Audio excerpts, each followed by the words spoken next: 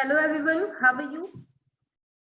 Hello, We are ma'am. We fine. are fine, and what about We you? are fine, ma'am. What about you? I'm also fine, beta, and you are most welcome in the session.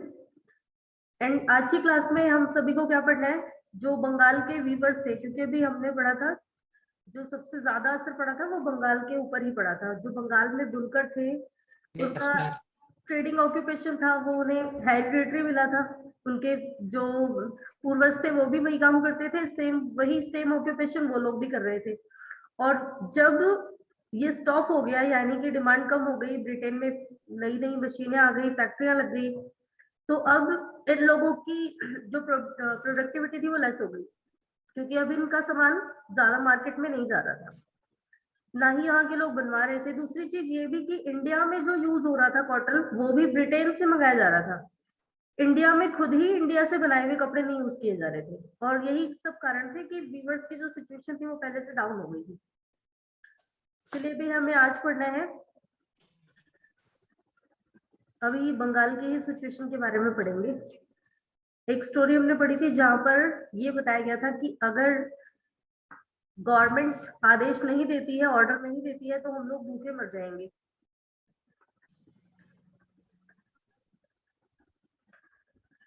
Yes, देखिए भी एक next एक और story भी है, same way भी बंगाल की ही है। यस, ये पढ़ चुके थे हम लोग, वी मस्ट स्टार्ट फूड। तो सेकंड अभी आज स्टार्ट करना है यहाँ से, सोर्स 2। स्क्रीन दिख रही है सभी को? Yes, ma'am. Yes, ma'am. Okay, good.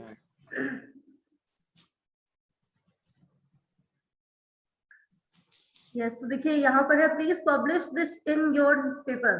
तो यहाँ पर डिमांड की गई है कि इसे अपने न्यूज़पेपर में जरूर से जरूर पब्लिश कराएं। तो ऐसी कौन सी बात है जिसे न्यूज़पेपर में पब्लिश कराने की डिमांड की गई थी? तो यहाँ पर देखिए ये स्टोरी किसकी दी है? One widow spinner brought in 1822 to a Bengali newspaper Samachar Darpan detailing her flight. तो यहाँ पर एक विडो है, एक विधवा स्त्री जो कि एक स्पिनर है, बुनकर है, वो भी कपड़ा बुनती थी। तो ये बंगाली न्यूज़पेपर में 1822 की बात है, ये बंगाली न्यूज़पेपर समाचार दर्पण में अपनी स्टोरी छापने को कह रही है। उसने अपना दुख यहाँ पर बयान किया है। ये किसके नाम लिखती है? एडिटर के नाम। तो to the editor, I am a spinner after having suffered a great deal, I am writing this letter. Please publish this in your paper. When my age was 22, I became a widow with 3 daughters.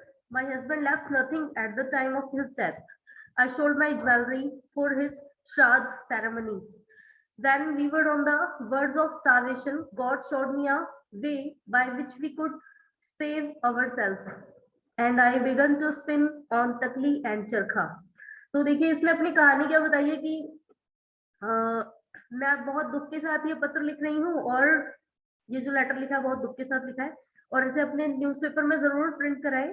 तो इस ये बताती है कि जब मैं 22 साल की थी उसी टाइम मैं विधवा हो गई थी, मेरी 3 बेटियां थी, मेरे हस्बैंड कुछ भी नहीं छोड़ के गए थे। मैंने उनकी श्राद्ध सेरेमनी के लिए अपनी सारी ज्वेलरी बेच डाली थी। हमारे पास जीने का कोई सहारा नहीं था, तब भगवान ने एक सहारा दिखाया, मुझे तकली और चरखा मिला, जिससे मैं स्पिनिंग करने लगी। एंड आगे क्या बताती है ये कि उसी का यूज करके मुझे टोटल कितने रुपए मिलते थे? 3 टोल्स पर रुपी। तो 3 सूत काटने के बाद इसे रुपए मिलते थे। और इसके बाद ये क्या बताती है कि ये जो अमाउंट था जो मुझे व्यूवर्स देते थे, ये मेरे लिए काफी था, और इसी ने हमें बचाया भी, इसी से हमारी जीविका चल रही थी, हमें फूड एंड क्लॉथ मिल पा रहा था। और कुछ टाइम बाद मुझे टोटल इससे कितने रुपए मिले थे? 28 रुपीज, जिससे मैंने अपनी एक बेटी की शादी की। And in the same way all 3 daughters, और इसी तरीके से दोनों और लड़कियों की भी शादी कर दी, यानी कि तीनों लड़कियों की शादी कर चुकी है। तो प्रॉब्लम क्या आती है अब कि now for 3 years we 2 women, mother in law and me. तो अब ये क्या बता रही है? पिछले 3 सालों से हम 2 औरतें, यानी कि मैं और मेरी सासू माँ, हम दोनों ही भूखों मर रहे हैं, हमारे पास खाने के लिए कुछ भी नहीं है। हमारा जो ऑक्यूपेशन था, हम लोग वीविंग करते हैं, हमने और कुछ सीखा भी नहीं। तो अब हमारे पास कोई धागा खरीदने नहीं आता, तो धागा खरीदने नहीं आता तो बना करके फायदा क्या? तो कोई भी नहीं है जो हमें जो हमसे धागे खरीदता है ना मार्केट में कोई खरीदता है, मार्केट में भी हम उसे नहीं बेच सकते, और अगर बेचते भी हैं तो जितना पहले प्राइस मिलता था उसका चौथाई हिस्सा भी नहीं मिलता। तो हमारी स्थिति बहुत बुरी है, कृपया हमारे लिए कोई उपाय किया जाए। तो ये इन्होंने एक लेटर दिया है संपादक के नाम, एडिटर को दे रही है ये, इस वजह से कि हो सकता है वो हमारी इस परेशानी पर ध्यान डालें। तो देखिए पहली जो स्टोरी थी सेम वो भी यही थी, उसमें भी यही बताया गया था कि कितनी प्रॉब्लम्स आ जाती है। ब्रिटेन में जैसे ही फैक्ट्रियां स्टार्ट हुई, वहां के मार्केट में कॉटन बनने लगे, और इंडियन कॉटन की जो डिमांड थी मार्केट में वो धीरे धीरे घटती गई, यहाँ तक कि इंडिया में भी लोग अब ब्रिटेन का बनाया हुआ इंग्लैंड का कॉटन ही यूज कर रहे थे। चलिए अब आगे देखते हैं। यस, पैराग्राफ कहाँ से था, चलिए यहीं से स्टार्ट करना पड़ेगा। Yes, Indian tex, the decline of Indian textile, यही पढ़ रहे थे ना हम लोग। तो by the Yes, ma'am. beginning of 19th century, English made cotton textiles successfully outstated Indian goods from their traditional market in Africa and America and Europe. Thousands of weavers in India were now thrown out of employment. तो जब 19th century की starting में English factory यानी कि Britain और England दोनों ही area में Indian goods जो पहले भेजा जाता था वो कम हो गया, अब वो अपने यहाँ पर खुद के मार्केट में वो लोग अपना बनाने भी लगे और उसे ही सेल करने लगे। और इसका असर क्या पड़ा कि जो थाउजेंड ऑफ वीवर्स थे इंडिया के, उनका एम्प्लॉयमेंट छिन गया। सबसे ज्यादा असर पड़ा था बंगाल वीवर्स पे, जिससे रिलेटेड हम 2 स्टोरी पढ़ भी चुके हैं। English and European companies stopped buying Indian goods and their agents no longer gave out advance to weavers to secure supplies. तो अब जो डीलर्स थे, जो एजेंट जो पहले यहाँ पर कपड़े बनवाते थे, अब उन एजेंट ने भी इंटरेस्ट दिखाना बंद कर दिया क्योंकि उन्हें भी कोई फायदा नहीं हो रहा था। तो उन्होंने अब इंडियन से कॉटन खरीदना, उनका कॉटन ले जाके सेल करना दोनों ही बंद कर दिया था। Distressed weavers brought petition in the government to help them. और ये जो हताश परेशान वीवर्स थे, इन्होंने काफी सारे याचिकाएं लिखी थी, लेटर लिखे थे अपनी हेल्प के लिए। यहाँ पर 2 सोर्सेज हमें दिए भी गए हैं। But pros was still to come time by the 1830 British cotton cloth flooded Indian market. अब देखिए अब क्या बताया, but pros was still to come, यानी कि अभी बुरे दिन तो आने बाकी थे, अभी बुरे दिन नहीं आए थे, अभी और ज्यादा बुरे दिन आने बाकी थे। और वो कब से शुरू हुए? 1830 से, जब ब्रिटिश कपड़े इंडिया में भी आने लगे। यानी कि अब जो पहले इंडियन अपने बनाए हुए यूज करते थे ना, अब इंडिया में भी ब्रिटिश कपड़े पॉपुलर हो गए, तब और ज्यादा बुरे दिन आ गए। In fact by the 1880s 2/3 of all the cotton cloths were worn by Indians were made of cloth produced in Britain. 1880 तक की सिचुएशन क्या बताइए, जो टोटल क्लॉथ यूज किए जाते थे इंडियंस के थ्रू, उसका 2/3 हिस्सा ब्रिटेन में बना हुआ कपड़ा था। यानी कि 2/3 हिस्सा जो लोग कपड़े पहनते थे वो ब्रिटेन से आता था।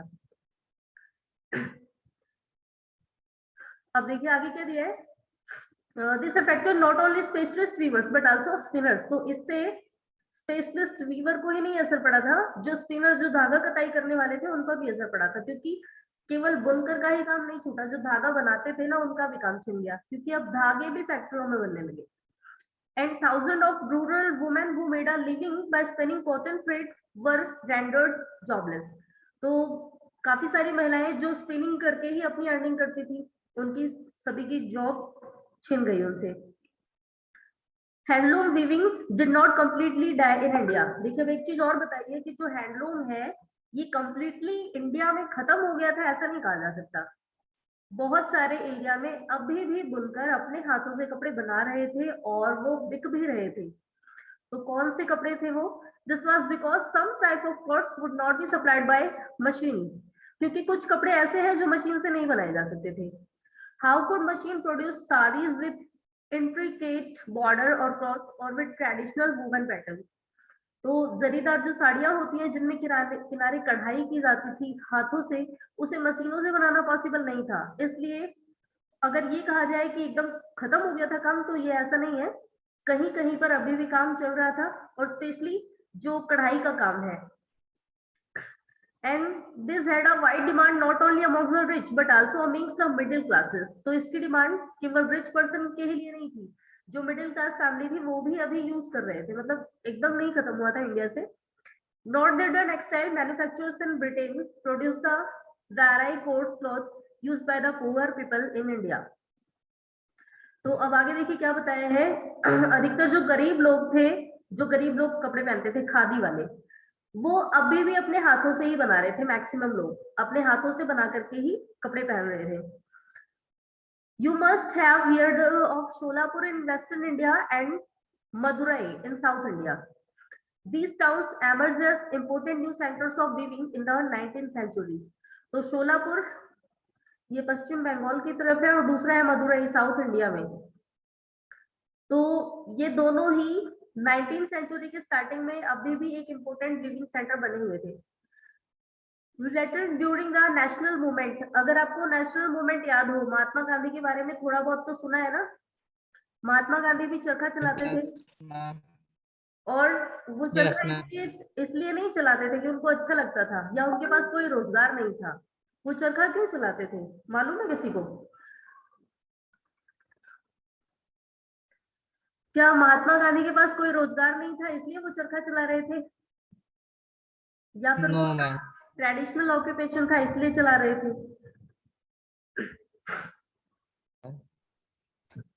यस, कौन बताएगा कि महात्मा गांधी चरखा क्यों चलाते थे?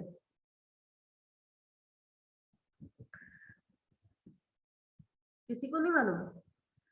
Yes Abhishek, you tell. Ma'am उन्होंने इसलिए मैम वो चरखा चलाते थे क्योंकि वे भारत में ही बना हुआ कपड़ा प्रयोग करने के लिए आंदोलन कर रहे थे. Yes, very good. तो महात्मा गांधी क्यों चरखा चला रहे थे? क्योंकि वो इंडियन के सबसे पहले तो वो सेल्फ डिपेंडेंट बनाना चाहते थे कि जब तक तुम उनके कपड़े पहनोगे उनको पर आश्रित हो. यानी कि अगर हम ब्रिटेन और इंग्लैंड के कपड़े पहन रहे हैं दैट मीन्स कि हम उन पर कहीं ना कहीं डिपेंड है.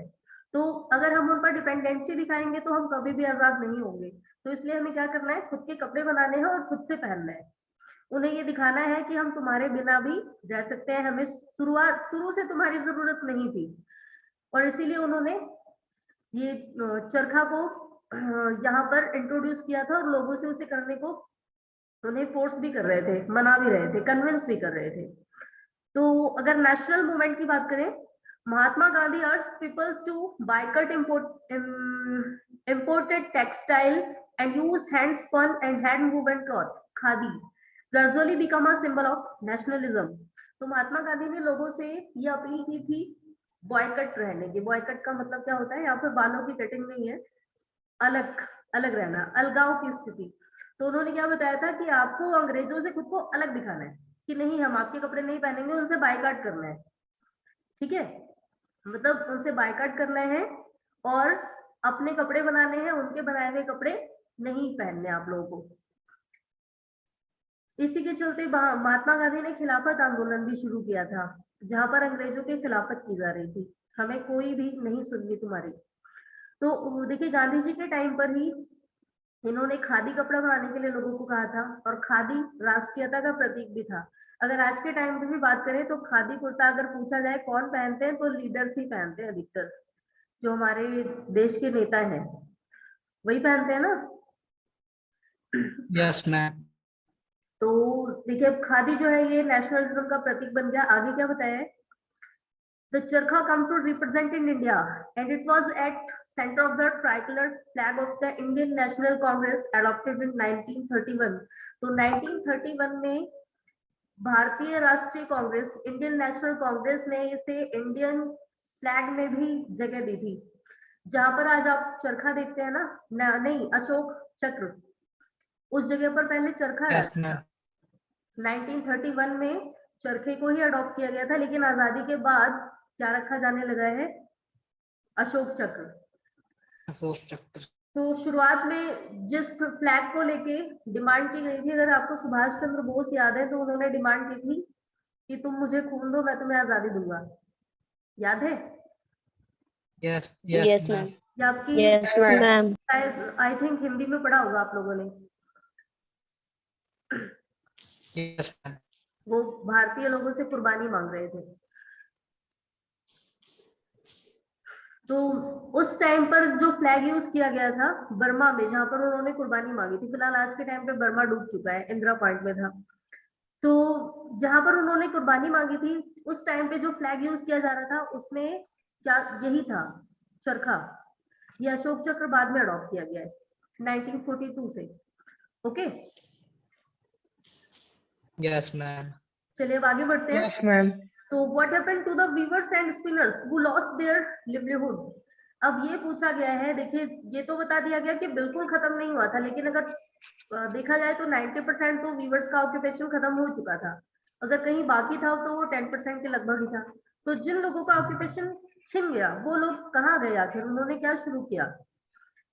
तो many weavers become agriculture labourers, इनमें से बहुत सारे किसान बन गए, क्योंकि जमीनें तो थी ही। अब इन्होंने क्या सोचा कि हम खेती करेंगे, जो हमें खेती से अनाज मिलेगा उसे ही खा करके रहेंगे। तो बहुत सारे लोग तो इसमें से एग्रीकल्चर लेबर्स बन गए। Some migrated to cities in search of work, and yet others went out of the country to work in plantation in Africa and South America. अब इसमें से बहुत से लोग शहरों में चले गए काम की तलाश में, एंड जो कुछ बचे थे वो कहाँ चले गए, अफ्रीका और साउथ अफ्रीका में, क्योंकि वहां पर प्लांटेशन का काम चल रहा था, पौधे लगाने का। And some of these handloom weavers also found work in the new cotton mills that were established in Bombay, now Mumbai, Ahmedabad, Solapur, Nagpur and Kanpur.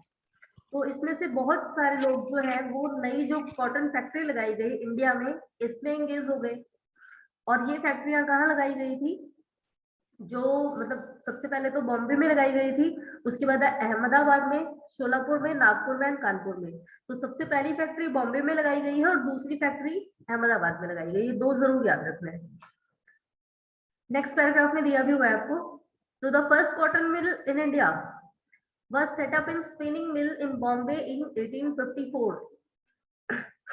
तो पहली जो कॉटन मिल फैक्ट्री है ये कब लगाई गई थी, 1854 में बॉम्बे में। ओके, याद रहेगा सभी को। Yes ma'am. Yes, ma'am. Yes, ma'am. इसी समय एक और पर्सन आया था वुड्स, इंग्लैंड से इंडिया। अब वो ये देखने आए थे कि भारतीयों में पढ़ाई लिखाई की क्या स्थिति है। इससे रिलेटेड उन्होंने अपना एक पूरा डिटेल दिया था। फिलहाल एक टॉपिक था वुड्स डेस्पैच, वुड्स का घोषणा पत्र। उन्होंने जो जो इंडिया में स्थिति देखी थी, जिस जिस तरीके की देखी थी, उन्होंने क्या दिया था नॉलेज के अकॉर्डिंग की कौन सी लैंग्वेज पढ़ाई जानी चाहिए, वो सारा उन्होंने अपने उस डिटेल में दिया था। तो वो भी 1854 में ही दिया गया था। मुझे लगता है आपके आगे आने वाले चैप्टर्स में होगा शायद इससे रिलेटेड भी। चलिए नेक्स्ट पे आते हैं। तो from the early 19th century Bombay had ground as an important port of the export of raw cotton from India to England and China. तो अब देखिए 19th सेंचुरी की शुरुआत में बॉम्बे जहां पर फैक्ट्री लगाई गई तो ये एक इम्पोर्टेंट पोर्ट था रॉ मटेरियल प्रोवाइड कराने का, क्योंकि बॉम्बे एक पोर्ट एरिया है। गुजरात का रण ऑफ कच्छ ये भी उसी के लगभग समथिंग पड़ता है। तो कोस्टल एरिया में एक तो गुजरात और दूसरा बॉम्बे, यहाँ से पोर्ट ज्यादा किया जाता था। और 19th सेंचुरी की स्टार्टिंग में बॉम्बे सबसे ज्यादा इम्पोर्टेंट रहा था। अब यहाँ से जो रॉ कॉटन था वो इंग्लैंड और चाइना भिजवाया जाता था। It was close to the vast black soil track of western India where cotton was round. तो अब देखिए यहाँ पर जो बॉम्बे की फैक्ट्री लगाई गई थी वो इसलिए भी चल रही थी क्योंकि यहीं पर पास में जो वेस्टर्न पार्ट है, वेस्टर्न इंडिया, वहां पर काली मिट्टी पाई जाती है। और हमने ये पढ़ रखा है कि ब्लैक सॉइल कॉटन की खेती के लिए बहुत ज्यादा अच्छी होती है। कॉटन ब्लैक सॉइल में ही सबसे ज्यादा कल्टीवेट किया जाता है। तो इसलिए बम्बई में जो फैक्ट्री लगाई गई यहाँ पर कॉटन भी अवेलेबल हो जाता था। When the cotton textile mill come up they could get supplies of raw material with ease. तो जब यहाँ पर कॉटन फैक्ट्री लगाई गई, टेक्सटाइल मिल लगाई गई, तो यहाँ पर कॉटन की supply as a raw material आसानी से हो जाती थी। ये देखिए अब जो नई फैक्ट्री लगाई गई है उसका पिक्चर दिया आपको। ये कहाँ की है, 1900 का, 1900 में लिया गया है फोटो। किसने लिया था? राजा Deendayal.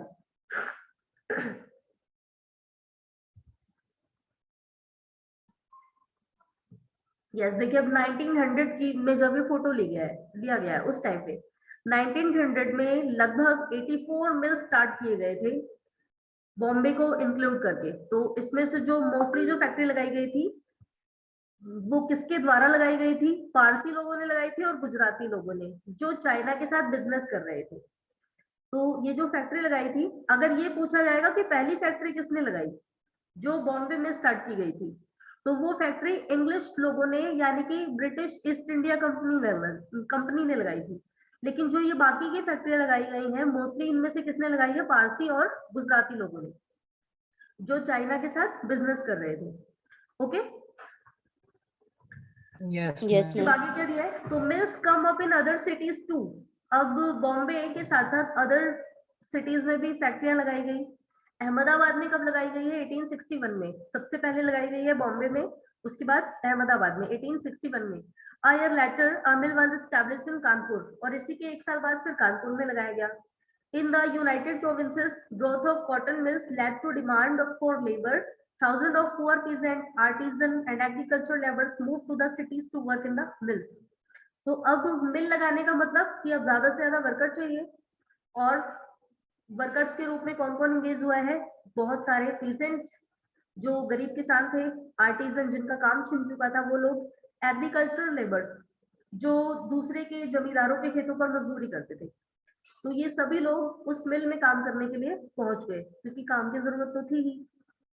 In the first few decades of its existence, the textile factory industry in India faced many problems. तो देखिए शुरुआत में जब फैक्ट्री लगाई गई तो अगर ये कहा जाए कि ये शुरुआत के दौर में ही सक्सेसफुली चलने लगी तो ये गलत है। शुरुआत में इसे काफी सारे प्रॉब्लम्स का सामना करना पड़ा था। अब कौन सी मुसीबत थी? तो प्रॉब्लम्स एक तो ब्रिटेन से ही थी, क्योंकि ब्रिटेन में जो फैक्ट्री थी वो सबसे ज्यादा कॉटन बना रही थी। तो it found it difficult to compete with the cheap textile imported from Britain. तो सबसे पहली प्रॉब्लम यही थी कि जो ब्रिटेन में सामान ज्यादा बनाया जा रहा था, अब भारत में भी बनाया जाने लगा, लेकिन कंपटीशन ये था कि जो ब्रिटेन से सामान आ रहा है उससे कम दाम पर बेचे तब तो चलेगा, लेकिन उससे कम दाम पर बेचने का मतलब कि उतना ज्यादा प्रॉफिट नहीं हो रहा था। तो शुरुआती दौर में किसी को भी पहले बचने के लिए ज्यादा अर्निंग लेनी पड़ती है, बाद में वो खर्च कर सकता है। तो इस वजह से जो पहले ये मिल लगाई गई तो उससे काफी सारे प्रॉब्लम्स का सामना करना पड़ रहा था। तो पहला है ब्रिटेन के कॉम्पिटिटर के रूप में, in most countries government supported industrialization by imposing heavy duties on imports. These eliminated competition and protected infant industries. The colonial government in India usually refused such protection to local industries. देखिए दूसरी चीज, जितने भी developed country है, ये जरूर याद रखना है आपको ये वाला पॉइंट, जितने भी डेवलप्ड कंट्री हैं वो क्या करते हैं? दूसरे देशों से व्यापार पर सीमा शुल्क लगा देते हैं कि जब भी बाहर से कोई सामान, अगर कोई अपना सामान बेचना चाहता है ना हमारे देश में, तो वो पहले क्या करेगा? पहले उसके लिए हाई रेट पे करेगा, बाद ही वो हमारे देश में एंटर होकर सामान बेच सकता है। तो ब्रिटेन और इंग्लैंड ने ऐसा ही किया था। लेकिन अगर इंडिया की बात करें, इंडिया ऐसा नहीं कर सकता था। अगर मान लो भारत से कोई व्यापार करने आ रहा है, अगर उस पर सीमा शुल्क लगा दिया जाए, तो भारत इस कंडीशन में था ही नहीं। तो इसलिए भारत में जो गवर्नमेंट फैक्ट्री थी उसने ऐसा कुछ भी नहीं किया था, मतलब इंडिया में आकर के कोई भी अपना सामान, अपना प्रोडक्ट बेच सकता था। सीमा शुल्क लगाने का मतलब कि हम उससे ज्यादा पॉपुलर है तब तो वो हमारी मानेगा, लेकिन अगर हम ज्यादा पॉपुलर नहीं है, हम अगर उनके अंडर ही रह रहे हैं, क्योंकि हमारा जो इंडिया था वो कॉलोनियल था ही, ब्रिटिश का उपनिवेश, तो हमारे यहाँ पर रूल चल ही नहीं रहे थे कि हम किसी और पर अपनी पॉलिसी थोप पाते। तो दूसरा यही कारण था कि जो इंग्लैंड और ब्रिटेन थे वो इंडिया को तो एंटर नहीं होने दे रहे थे अपने एरिया में सामान प्रोडक्ट बेचने के लिए, क्योंकि उन्होंने ऊपर हाई रेट लगा दिया था कि जब आप टैक्स पे करोगे तभी अपना सामान बेच सकते हो। लेकिन इंडिया में इस टाइप का कोई रूल नहीं लगा था, और इसलिए यहाँ पर इंग्लैंड और ब्रिटेन का सामान आ रहा था, और यही कारण था कि शुरुआती दौर में फैक्ट्री उतना नहीं चल पाई थी जो कॉटन की फैक्ट्री लगाई गई। लेकिन कहते हैं सभी के सुनहरे दिन आते हैं, तो इंडिया के भी सुनहरे दिन आए। कब? जब ब्रिटेन और इंग्लैंड इंगेज हो गए थे फर्स्ट वर्ल्ड वॉर में, क्योंकि वर्ल्ड वॉर कहाँ होती है? जहां पर जो सबसे ज्यादा ताकतवर होते हैं वो ये प्रूव करने की कोशिश करते हैं कि नंबर 1 हम ही है। तो सेम इसी वे में जब इंग्लैंड, ब्रिटेन, जर्मनी, रूस ये सारे ही इंगेज हो गए थे फर्स्ट वर्ल्ड वॉर में, उस टाइम पर अब वो लोग तो लड़ाई में व्यस्त हो गए, फैक्ट्री की तरफ ध्यान कम हो गया और उस समय इंडिया का व्यापार चलने लगा। तो अब मतलब ब्रिटेन में भी अब जो कपड़ों की डिमांड पूरी हो रही थी वो इंडिया के थ्रू हो रही थी। चलिए, इतना क्लियर हो गया सभी को? Yes ma'am. Yes, ma'am. Yes, ma'am. First world war कब हुई थी, डेट याद है किसी को?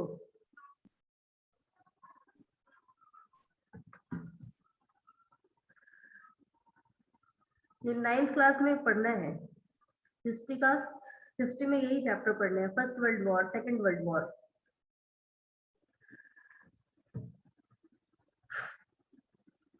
चलिए, तो फिलहाल 9th क्लास में ही जाके पढ़ेंगे, अब अभी कोई फायदा नहीं है बताने का, भूल जाओगे आप लोग।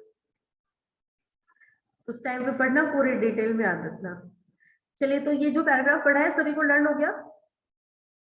Yes ma'am. Yes, ma'am. आते हैं टाइगर ऑफ मैसूर के बारे में पढ़ना है। Yes, the sword of Tipu Sultan and roots still. तो ये जो आपको तलवार दिख रही है सामने, ये टीपू सुल्तान की है। आपको पता है कि ब्रिटिश ईस्ट इंडिया कंपनी और टीपू सुल्तान, इनके बीच में टोटल 3 लड़ाइयां हुई थी, एंग्लो मैसूर युद्ध, जिसमें से थर्ड बैटल में टीपू सुल्तान मारे गए थे। ये पढ़ चुके हैं ना हम लोग? Yes ma'am. Yes, ma'am. चलिए, तो अभी यहाँ पर दिया है इनकी तलवार। अब इनकी तलवार को देने के पीछे क्या कारण है? तो इनकी तलवार जो है वो उसे इसलिए यहाँ दिया गया है क्योंकि इसमें कुछ क्वालिटी थी। वो क्वालिटी बाकी राजाओं की तलवार में शायद नहीं थी, इसलिए इस तलवार को इतनी इंपॉर्टेंस दी गई है कि ये ब्रिटेन के म्यूजियम में आज भी रखी गई है संभाल के। इसे वो लोग उठा ले गए थे अपने देश। चलिए, अब इसके बारे में पढ़ लेते हैं, क्यों इतनी इंपॉर्टेंस दी गई है इस तलवार को। अगर ये दिखाना होता कि इन्हें हमने जीता था, तो इस वजह से तो उन्हें बहुत सारे लोगों की तलवार ले जानी थी। रानी लक्ष्मीबाई की, नाना साहब की, बहादुर शाह जफर की, लेकिन केवल टीपू सुल्तान की तलवार ले जाने के पीछे क्या कारण था? वो भी उसे म्यूजियम में संभाल के रखा गया है। चलिए, भी यहाँ पर यही पढ़ते हैं। तो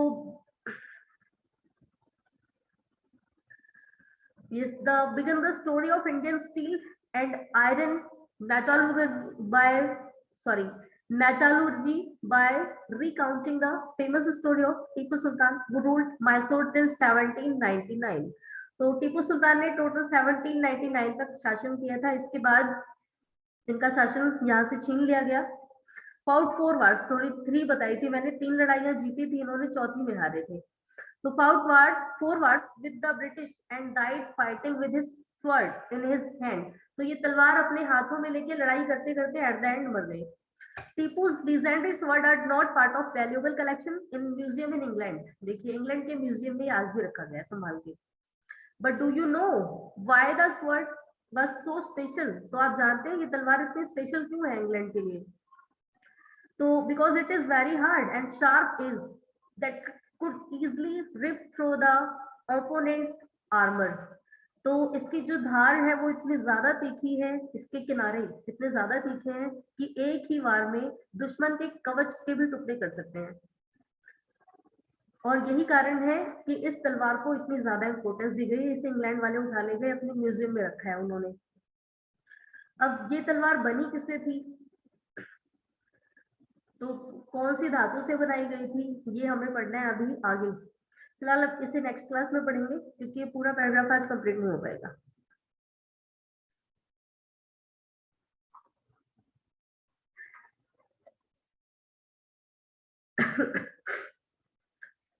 चलिए, तो अभी आज जितना पढ़ा है याद है सभी लोगों को?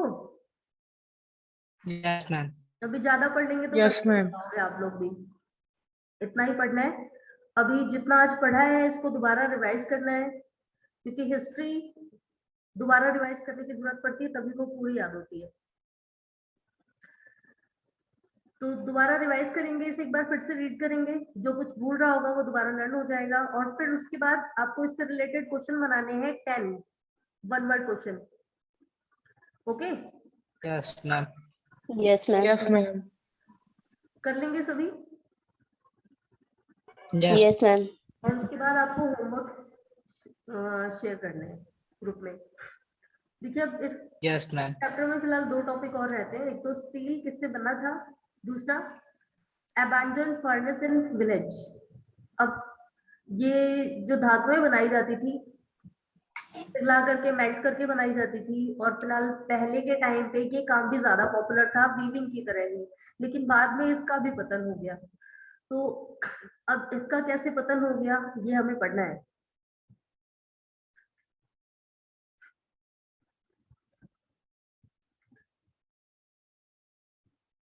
Iron and steel factories come up in India.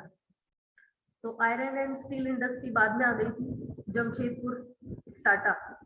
इसके बारे में हम लोग ज्योग्राफी में पढ़ भी चुके हैं, 1904 में लगाई गई थी।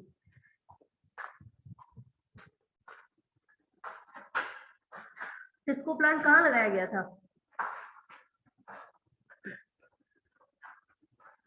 पढ़ चुके हैं ना आप लोग ज्योग्राफी में। Ma'am. फुल फॉर्म टिस्को की फुल फॉर्म रन है।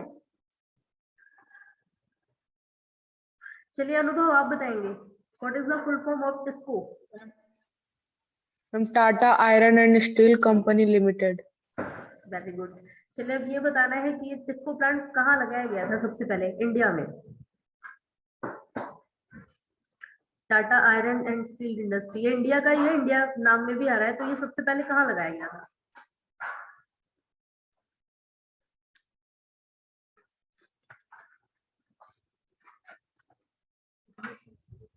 अब ज्योग्राफी भी अभी दोबारा रिवाइज करना पड़ेगा उठा के। चलिए तो अभी आज टाटा के आयरन लिए इतना and he. Steel company. Yes, कहाँ लगाई गई थी अनुराग।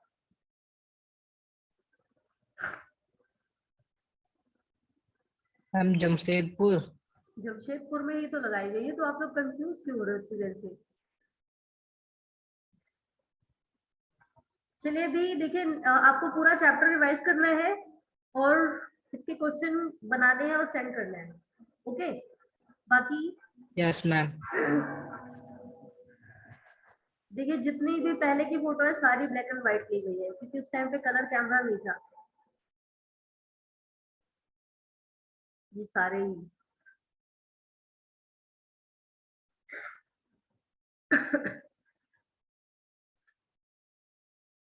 ओके, तो किसी को कोई डाउट, जितना भी टॉपिक पढ़ा है उससे रिलेटेड कुछ ऐसा हो जो आपको ना समझ आया हो, No, No, ma'am. ma'am. कर No, लेंगे। ma'am. Yes, ma'am. ओके, तो अभी आज के लिए इतना ही। Good bye everyone. Goodbye, Goodbye, ma'am. ma'am.